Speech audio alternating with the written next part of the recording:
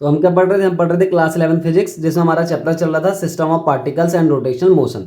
उसमें हम पार्ट 1 इससे रिलेटेड पढ़ चुके हैं, सेंटर ऑफ मास का कॉन्सेप्ट पढ़ चुके हैं, सेंटर ऑफ मास क्या होता है, मोशन ऑफ सेंटर ऑफ मास पढ़ चुके हैं। उससे रिलेटेड हमने एक दो न्यूमेरिकल भी करे थे, एक दो एग्जाम्पल भी करे थे एनसीईआरटी के।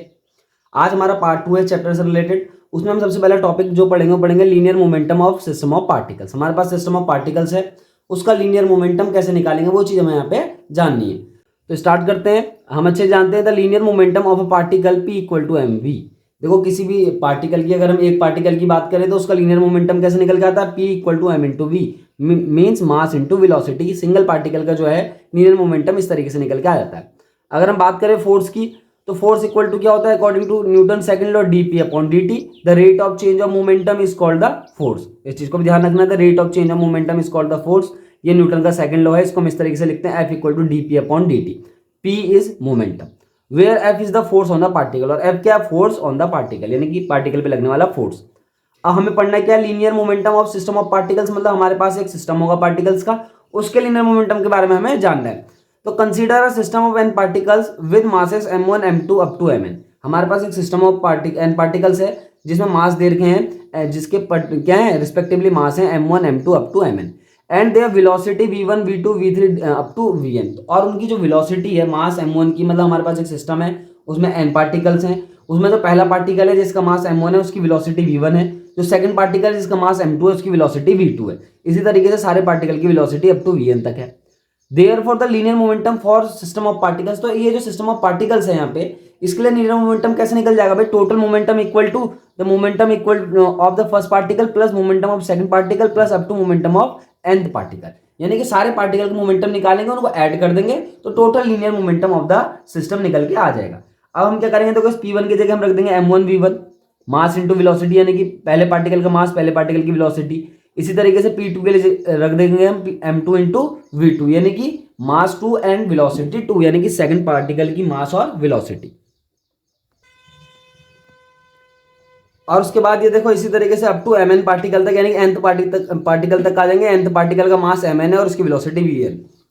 अब मान लो क्या कहते हैं, जो टोटल जो हमारे पास ये मोमेंटम है m1 v1 m2 v2 up to mn vn, इस सबको हम क्या मान लेंगे भाई, mv मान लेंगे, यानी कि P equal to m into v. ये m क्या हो गया, m is the total mass of the system, जो हमारे मास देगा, v is the velocity of centre of mass. हमेशा ध्यान रखना है जब भी हम motion of system of particles पढ़ते हैं या फिर सेंटर ऑफ मास के मोशन के बारे में पढ़ते हैं, हम किसी रिजिड बॉडी के बारे में पढ़ते हैं, किसी सिस्टम ऑफ पार्टिकल्स के बारे में पढ़ते हैं, तो जो हमारे पास सेंटर ऑफ मास का जो पोजीशन होता है, सेंटर ऑफ मास का जो वेलोसिटी होता है, सेंटर ऑफ मास का जो एक्सेलरेशन होता है, वो पूरे सिस्टम के एक्सेलरेशन को, पूरे सिस्टम के वेलोसिटी को क्या कर देता है, डिफाइन कर देता है। तो ध्यान रखना है, जितना भी मोशन होता है किसी भी ऑब्जेक्ट का, किसी भी रिजिड बॉडी का जो ऑब्जेक्ट होता है, वो उसके सेंटर ऑफ मास से रिप्रेजेंट किया जाता है। कहने का मतलब क्या है, centre of mass is the main thing in any rigid body, और वही क्या करेगी, मोमेंटम को मतलब P को, मूवमेंट को, मोशन को क्या करेगी, डिफाइन कर देगी। मोशन का मीनिंग क्या हो गया, मोशन के टर्म कौन कौन से होते हैं, एक्सेलरेशन को डिफाइन कर देगी, वेलोसिटी को डिफाइन कर देगी, मोमेंटम को डिफाइन कर देगी, सारी चीजें डिफाइन कर देगी। तो इस वाला जो टर्म है हमारे पास, इतना बड़ा एक्सप्रेशन है, इसको हम इस तरीके से लिख सकते हैं, P तो हमने P लिख दिया, टोटल मास को हमने m कंसिडर कर लिया, और जो है हमारे पास V जो है वो क्या हो गया, वेलोसिटी ऑफ सेंटर ऑफ मास, यानी कि ये वेलोसिटी वेक्टर है सेंटर ऑफ मास का। क्योंकि हमारे पास अगर हम टोटल मोमेंटम, टोटल मोशन दिखाएंगे ऑब्जेक्ट का, तो हम सेंटर ऑफ मास से क्या कर देते हैं, उसको रिप्रेजेंट कर देते हैं। ये हमने सेंटर ऑफ मास के कॉन्सेप्ट में देख लिया था। तो ये बात हो गई हमारे पास total momentum of the system of particles, जिसपे n पार्टिकल है उस सिस्टम का, ये क्या हो गया, टोटल लीनियर मोमेंटम, या फिर इसको इस तरीके से दिखा दो, the total momentum of system of particle is equal to the, अभी जो टोटल मोमेंटम P आया है ये किसके बराबर है, the total momentum of system of particle is equal to the product of the total mass of the system and velocity of the centre of mass. कहने का मतलब क्या, total mass of the system और centre of mass का जो velocity है, उनको अगर आपस में मल्टीप्लाई कर दें तो total momentum of the system निकल के आ जाता है, और उसको हम इस तरीके से भी डिफाइन कर सकते हैं। अब यहाँ पे क्या लिखा है, देखो हम अच्छे जानते हैं, dp अपॉन dt बराबर m dv अपॉन dt लिख दिया, क्योंकि इस p की जगह क्या लिखेंगे हम, m इंटू वी रख देंगे, इस p की जगह यहाँ पे हम m इंटू वी रखेंगे, डिफरेंशिएशन साइन के अंदर इस तरीके से होगा ना, ये d बाई dt, और p की जगह रख दिया हमने m इंटू वी। ठीक है, ये कैपिटल m है, total mass of the system, और ये जो v है ये क्या है, वेलोसिटी है सेंटर ऑफ मास का। अब मास जो होता है वो कांस्टेंट होता है किसी भी सिस्टम के लिए, तो ये m बाहर आ जाएगा, यानी कि डिफरेंशिएशन साइन से मास बाहर आ जाएगा, because mass is the constant, तो बचेगा केवल वेलोसिटी इस तरीके से। तो ये dp अपॉन dt तो ऐसी रहेगा, ये m ऐसी रहेगा, और ये dv अपॉन dt जो है ये क्या है, the differentiation of velocity with respect to time, तो उसकी जगह हम क्या रख देंगे एक्सेलरेशन, क्योंकि डीवी अपॉन डी टी क्या होता है एक्सेलरेशन होता है। तो ए इक्वल टू क्या हो गया यहाँ पे acceleration of the centre of मास। मैंने जब भी बोला कि हम रिजिड बॉडी के मोशन को दिखाएंगे तो उसका सेंटर ऑफ मास के मोशन से ही उसको हम रिप्रेजेंट कर देंगे, यानी कि सेंटर ऑफ मास का वेलोसिटी निकालेंगे तो टोटल सिस्टम के वेलोसिटी के बारे में पता चल जाएगा। सेंटर ऑफ मास का एक्सेलरेशन निकालेंगे तो टोटल सिस्टम के एक्सेलरेशन के बारे में भी हमें पता चल जाएगा। तो इस तरीके से डीवी अपॉन जो dt था इसकी जगह हमने एक्सेलरेशन नहीं रख दिया। और इसको इस तरह देखो एम ए बराबर क्या होता है F force, because F equal to M A, Newton का सेकंड लॉ यही बोलता है, या तो डीपी अपॉन dt भी फोर्स ही होता है, एम ए भी क्या होता है फोर्स होता है। तो कहने का मतलब डीपी अपॉन dt की जगह हम एफ एक्सटर्नल लिख सकते हैं, यानी कि एक्सटर्नल यानी कि बाहर से लगाया हुआ है किसी भी ऑब्जेक्ट पे पार्टिकल पे force. If F external is zero, consider कर लो कि जो है हमारे पास एफ एक्सटर्नल जीरो, यानी कि एक्सटर्नली कोई फोर्स किसी भी पार्टिकल पे उस सिस्टम पे नहीं लग रहा है। अगर किसी सिस्टम पे एक्सटर्नली फोर्स नहीं लग रहा है, यानी कि कोई बाहर से आगे कोई एक्सटर्नल फोर्स नहीं लग रहा है उस सिस्टम पे, तो क्या हो जाएगा डीपी अपॉन dt भी जीरो हो जाएगा, because F external is zero, ये जीरो हो गया तो DP upon dt is zero. DP upon dt is zero, it means P is constant. हमेशा ध्यान रखना है डिफरेंशिएशन साइन के अंदर कोई भी ऐसा अगर क्वांटिटी है जिसका डिफरेंशिएशन जीरो आ रहा है, जैसे यहाँ पे आ रहा है D by D T of P is zero, तो it means P is constant, यानी कि पी क्या रहेगा कांस्टेंट रहेगा।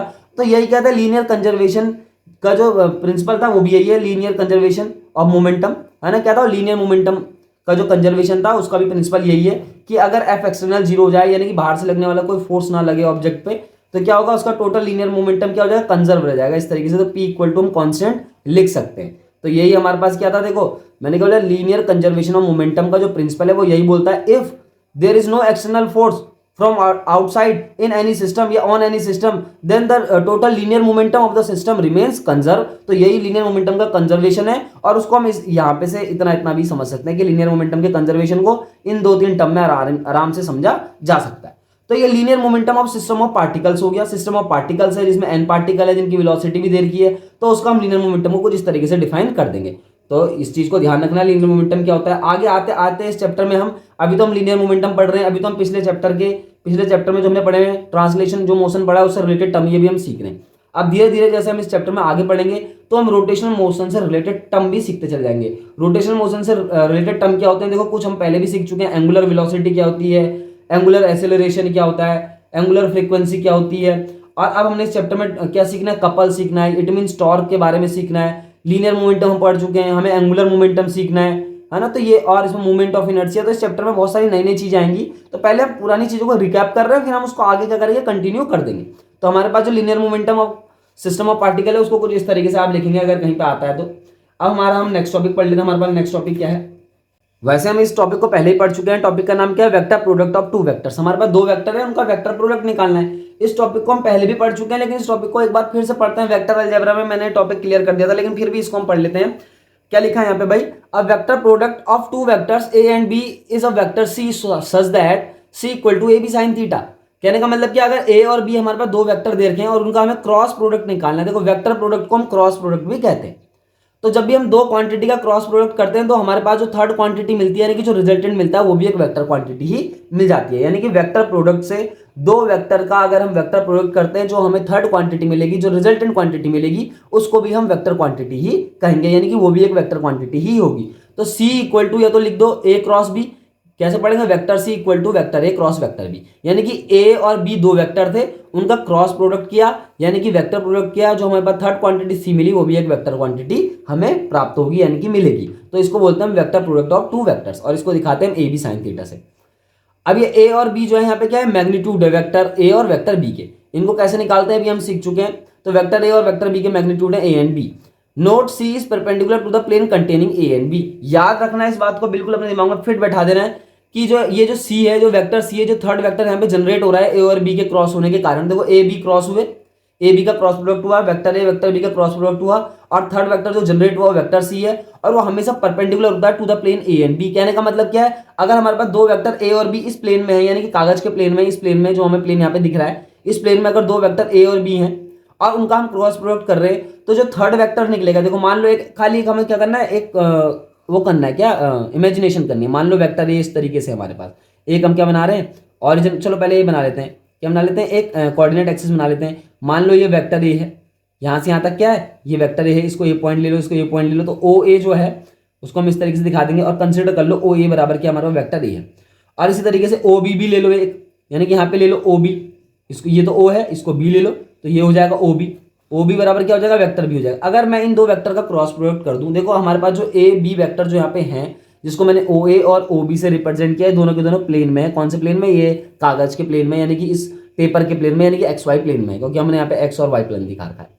तो एक्स वाई प्लेन में ये दो वेक्टर है ए और बी, और अगर हम इनका क्रॉस प्रोडक्ट करते हैं तो हमारे पास एक थर्ड वेक्टर आएगा सी, इस तरीके से निकल जाएगा ना, C equal to A cross B.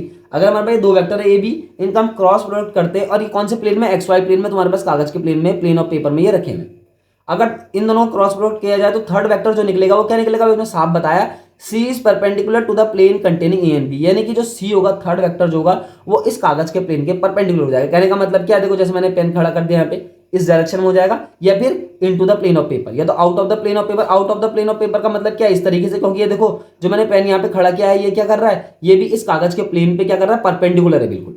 और या फिर ये पेन को अगर हम इस कागज के नीचे की तरफ रख दें, यानी कि into the plane of paper रख दें, तब भी क्या होगा, ये कागज के परपेंडिकुलर ही रहेगा। कहने का मतलब क्या है, तो हमारे पास जो थर्ड वेक्टर सी आएगा वो इस प्लेन ऑफ पेपर के परपेंडिकुलर होगा, because two vectors are of A and B are in the plane of paper, then the third vector C will be perpendicular to the plane containing A and B. ध्यान रखना इस चीज का। अब right hand screw rule इसको देख लेते हैं। राइट हैंड स्क्रू रूल क्या, इसको पढ़ लेते हैं और इससे इसको भी समझ लेते हैं क्या है। If one curls up the finger,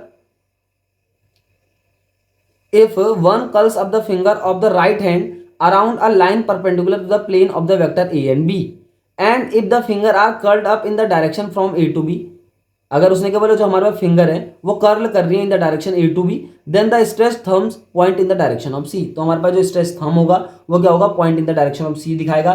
देखो बहुत आसान सी बात है, पहले दोबारा पढ़ते हैं। If one curls up the finger of right hand around a line perpendicular to the plane of vector A and B, मान लो हम, उसने क्या बोला, अगर आप अपनी फिंगर को कर्ल करते हो, क्या ए और बी के अराउंड, ए और बी के अराउंड मतलब इस प्लेन के अराउंड अगर आप अपनी फिंगर को कर्ल करते हो, and if the fingers are curled up in the direction from A to B, और जो हमारी फिंगर है वो कहां से कहां को घूम रही है, ए से लेके बी की डायरेक्शन में घूम रही है, यानी ए से लेके बी की तरफ को हमारी फिंगर घूम रही है, then the stretch thumb point in the direction of C, तो हमारे पास जो सी वेक्टर है, जो यहाँ जिसकी यहाँ पे बात हो रही, जो ए और बी के क्रॉस प्रोडक्ट से निकला है, वो क्या करेगा भाई, वो स्ट्रेच थंब की डायरेक्शन में पॉइंट करेगा, यानी कि स्ट्रेच थंब की डायरेक्शन में वेक्टर सी की क्या होगी, डायरेक्शन होगी। इसको हम एक फिगर से देख लेते हैं। देखो बुक से, देखो हमारे पास ये दो फिगर दे रखे हैं, दो फिगर को ध्यान से देखना है।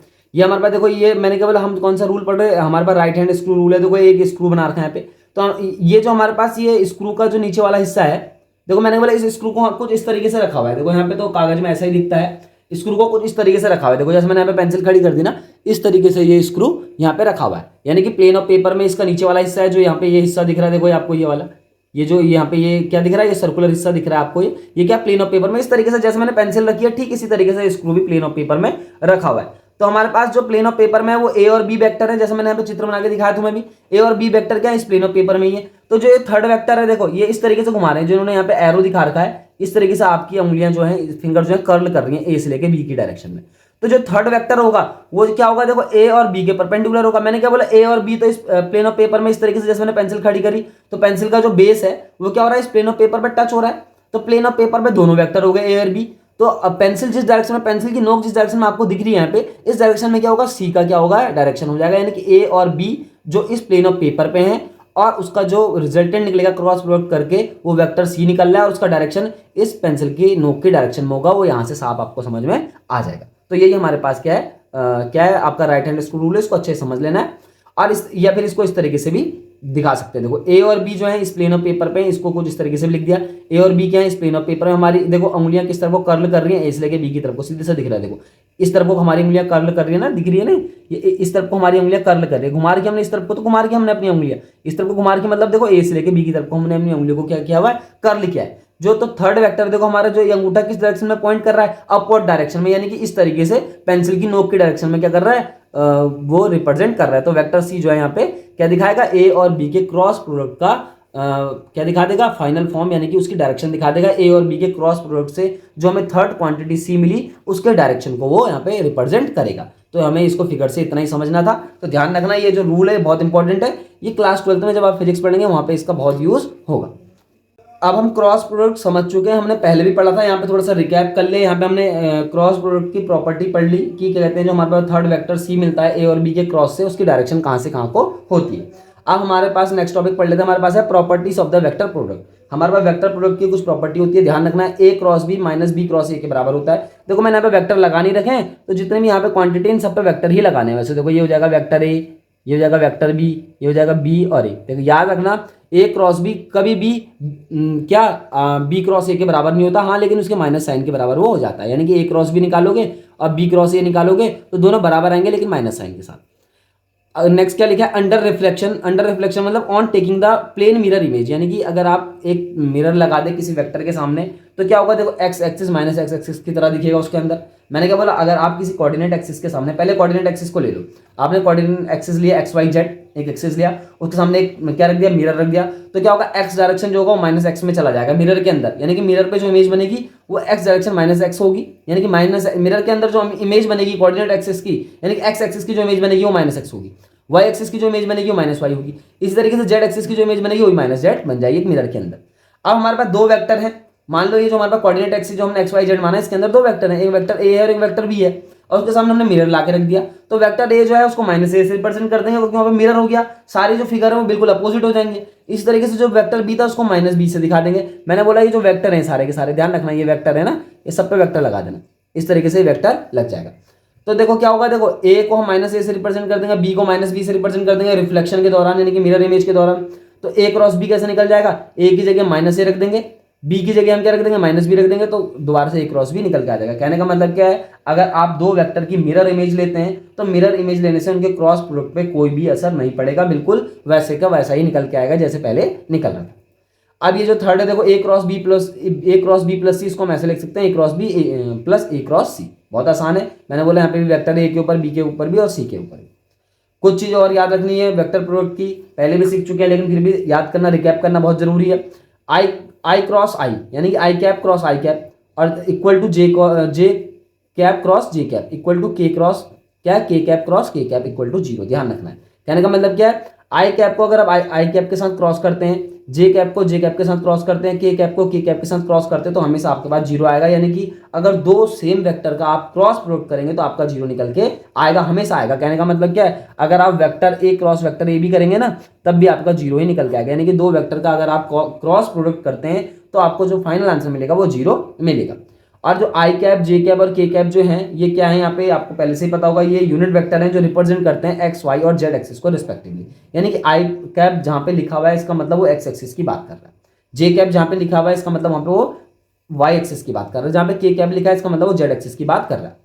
अब देखो आई कैप क्रॉस जे कैप, यानी कि आई और जे को अगर आप क्रॉस कर दे तो के मिल जाएगा उसके ठीक नेक्स्ट वाला, आई जे के बाद क्या था के, इसलिए के मिल जाएगा। जे और के को अगर आप क्रॉस करेंगे, जे के बाद क्या आएगा, ठीक आई आएगा, तो जे के को क्रॉस करके आई मिल जाएगा। इसी तरीके से आई जे के क्रॉस करके भी क्या मिल जाएगा, के मिल जाएगा। अब सपोज कर लो वेक्टर ए जो है हमारे पास ए एक्स आई कैप है, ए वाई जे कैप है, प्लस ए जेड के कैप है। यानी कि हमारे वेक्टर ए को कुछ इस तरीके से रिप्रेजेंट कर दिया, तीन कंपोनेंट में, उसका एक्स कंपोनेंट बना दिया, वाई कंपोनेंट बना दिया और जेड कंपोनेंट भी बना दिया। वेक्टर बी को किस तरीके से रिप्रेजेंट करेंगे, बी एक्स आई कैप, बी वाई जे कैप प्लस बी जेड के कैप, यानी कि वेक्टर बी को भी रिप्रेजेंट कर दिया। तो ए क्रॉस बी जो है जिसको हम निकालते हैं इस तरीके से ए क्रॉस बी निकलता है, I cap J cap K cap, इसको हम डेटर्मिनेंट पढ़ते हैं, डेटर्मिनेंट है I cap J cap K cap और ए के कंपोनेंट रख दिए A X A Y A Z और B X B Y B Z, और इसको फिर हम सॉल्व कर देते हैं। जब हम एक न्यूमेरिकल देखेंगे, वैसे हमने इसका न्यूमेरिकल पहले भी करा है वेक्टर अलजेब्रा में, लेकिन हम इस चैप्टर में जब इसका एक न्यूमेरिकल करेंगे तो आपको समझ में आ जाएगा कि ए क्रॉस बी जो यहाँ पे इतना बड़ा डेटर्मिनेंट दे रखा है इसको सॉल्व कैसे करना है। तो प्रॉपर्टीज ऑफ वेक्टर प्रोडक्ट हम यहाँ पे पढ़ चुके हैं।